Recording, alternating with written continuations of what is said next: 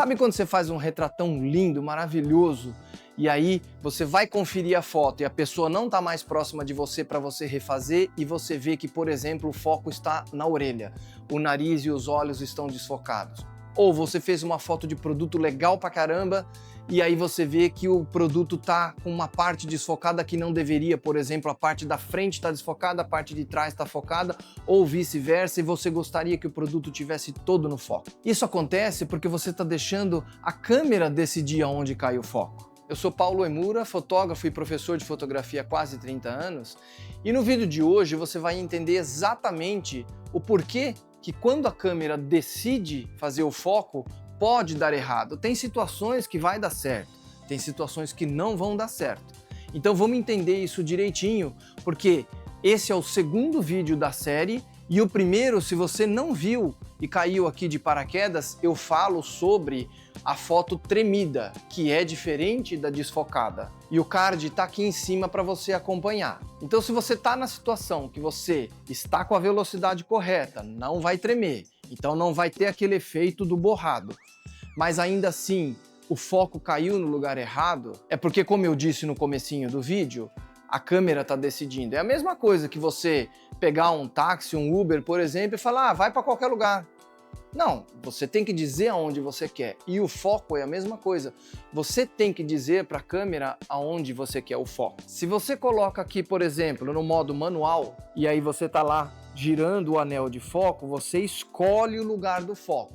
Quem acompanha meus outros vídeos do canal, onde eu explico como fazer determinadas fotos, eu vou deixar a playlist aqui também no card ou na descrição aqui embaixo, você vai ver que lá eu sempre falo que na foto aqui de estúdio, de produto, numa situação controlada, eu sempre uso o foco manual, por algumas razões você vai entender lá. Só que de qualquer forma sou eu que estou decidindo onde eu ponho o foco. Agora, se eu ligo o foco automático e aponto aqui para a câmera de gravação, por exemplo, ela está decidindo onde ela quer pôr o foco. E se eu quero fazer o foco, por exemplo, atrás da câmera de gravação? Não vou conseguir, porque ele está sempre focando aqui na primeira coisa que ele acha na frente. Então as lentes, quando estão no modo de foco automático, e repare, o foco automático é uma propriedade da lente, não da câmera. Mas elas têm algumas coisas onde ela vai procurar o foco. Primeira ideia, ela vai sempre procurar aquilo que dá contraste. Tanto é que eu vou te lanço até um desafio e você deixa aqui nos comentários depois. Tenta focar no modo automático numa parede branca, lisa, sem nenhuma ruguinha. Você vai ver que o foco ele vai ficar lá procurando e não vai conseguir.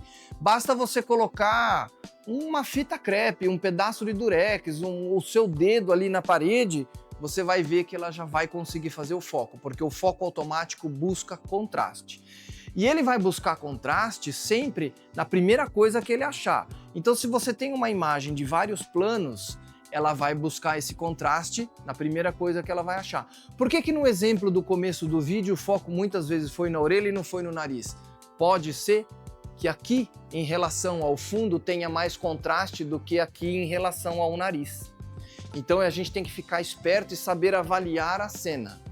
Outra coisa, existem as zonas de foto. Então muitas das câmeras, depende do modelo, se ele é mais básico, se ele é mais avançado, se é profissional, as câmeras vão ter zonas de focos, que são aqueles quadradinhos vermelhos. Quando você aperta o meio botão para fazer o foco, ele aparece aqueles quadradinhos vermelhos.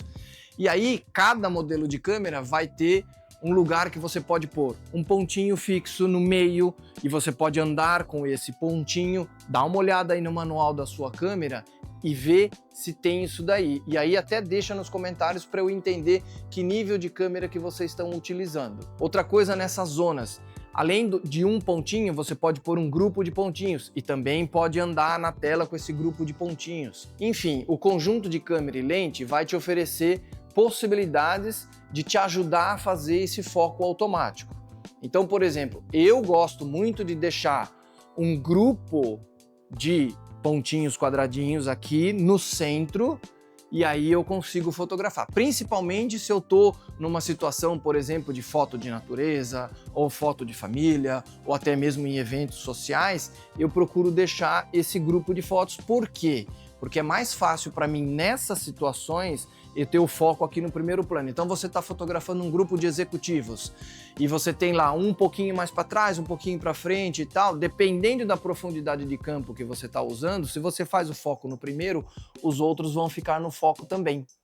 Então também você tem que levar em consideração a profundidade de campo que você está utilizando. Deixa aqui nos comentários se você quer que eu fale especificamente dos efeitos e de como calcular a profundidade de campo. Aí eu gravo um vídeo especificamente para isso. Então, se a câmera está escolhendo o foco por você porque está no modo automático, você pode ter algumas manhãzinhas que você engana a sua câmera. Então, por exemplo, se a sua câmera não tem grupos daqueles quadradinhos vermelhos, ou grupo da zona de foco, ele tem um quadradinho. Muitas câmeras podem ter 1, 2, 3, 4, 5. Você pode deixar com um quadradinho no centro, como eu falei, e aí você aponta para os lugares e faz o foco. Se você fizer isso e faz o foco no nariz da pessoa, é claro que o nariz vai ficar no foco.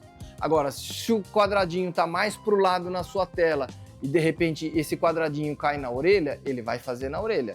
Então você também tem que saber manipular onde você quer esse quadradinho, que é a prioridade do foco automático.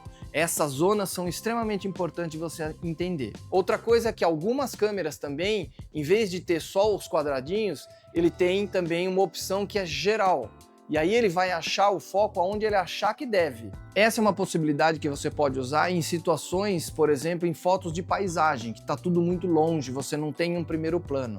Mas para coisas que você tem planos próximos, aí eu já não recomendo, a não ser que você já tenha se adaptado a usar desta forma. O próximo passo agora é você entender que, ao escolher um quadradinho no centro ou um grupo de quadradinhos no centro, como você escolheu essa possibilidade, a câmera está dando prioridade para o centro.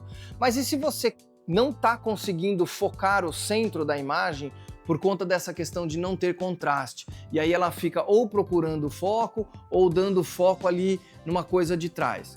Qual é a dica que você pode fazer? Eu vou te mostrar aqui na prática, com essa cabeça de manequim, quando dá o problema e depois como resolver o problema. E mais adiante do vídeo, depois que você entender esse conceito, eu vou te dar uma dica que vai te ajudar demais em fotos que você precisa pensar rápido. Eu vou fazer a foto do boneco com o foco automático geralzão e vamos ver o que vai acontecer. Aconteceu exatamente o que aconteceu no exemplo que a gente abriu o vídeo. A parte de trás da cabeça do boneco está no foco e a parte da frente está desfocada. Por quê? Ali tinha mais contraste e o foco automático decidiu que é ali que ele tem que fazer o foco. Agora eu vou manter o foco automático, eu vou selecionar a zona de foco no centro da câmera e vou fazer a mesma foto. Agora sim, ele decidiu que o foco caiu ali no pescoço, onde ele emenda com o copinho. E isso aconteceu porque eu pude escolher aonde eu queria que o foco caísse, mesmo estando com a zona de foco escolhida para fazer no meio da lente. Só que o pescoço ali do boneco não está no meio da lente. O que eu fiz? Eu abaixei a câmera para que o centro da lente fosse ali, apertei meio o botão, voltei para o enquadramento e terminei de clicar. Eu não solto o botão. Porque assim você pode estar numa situação qualquer, onde, por exemplo, você não está conseguindo foco aqui em mim, mas tem alguma coisa aqui do lado, nessa mesma linha de foco, que tem foco. Você vai lá, busca o foco, mantém o botão apertado, volta para o enquadramento original e clica. Essa dica vale o seu like, a sua inscrição e ativação do sininho de notificações para não perder os próximos vídeos. E eu ainda tenho mais uma dica extremamente importante para você nunca mais perder o foco das suas fotos. Você tem aí na sua câmera pelo menos 2 modos que vai dizer para sua lente e para o seu foco automático como ele vai trabalhar. Uma é o one shot, ou um clique, que você vai usar quando o objeto a ser fotografado, seja uma pessoa ou um objeto mesmo, está parado. Aí você usa o one shot, porque ele vai buscar o foco e vai fazer a foto. Mas e se o seu motivo da foto está em movimento, você usar esse modo, o que vai acontecer? Você fez o foco, a pessoa se mexeu, perdeu o foco, ela não consegue mais focar. Então ela vai buscar o foco de novo. E aí você provavelmente vai perder a cena. O outro modo é o All Servo. E aí o que vai acontecer? Você tem, por exemplo, as crianças brincando. E aí você faz o foco na criança principal, mantém o botão meio apertado e você pode até acompanhar que ele vai seguir essa criança. E aí, a hora que você achar o enquadramento ideal, você clica. Então, para cenas onde o seu objeto a ser fotografado está em movimento, utilize o Allservo. Aumentar o seu conhecimento técnico, estudar composição, aumentar o seu repertório de imagens é fundamental, é indiscutível e é inegociável. Mas tudo isso não vai adiantar nada se você não souber cobrar o seu trabalho. E para isso eu escrevi o livro Posso Viver de Fotografia, que é um guia prático para fotógrafos e empreendedores. Você vai encontrar a versão dele online aqui embaixo na descrição, ou se você me mandar um direct, eu te mando o físico para qualquer lugar do Brasil via correio. E agora você vai assistir o terceiro vídeo da série, que é sobre o ISO alto ou ISO baixo e quando utilizá-los. Bora lá?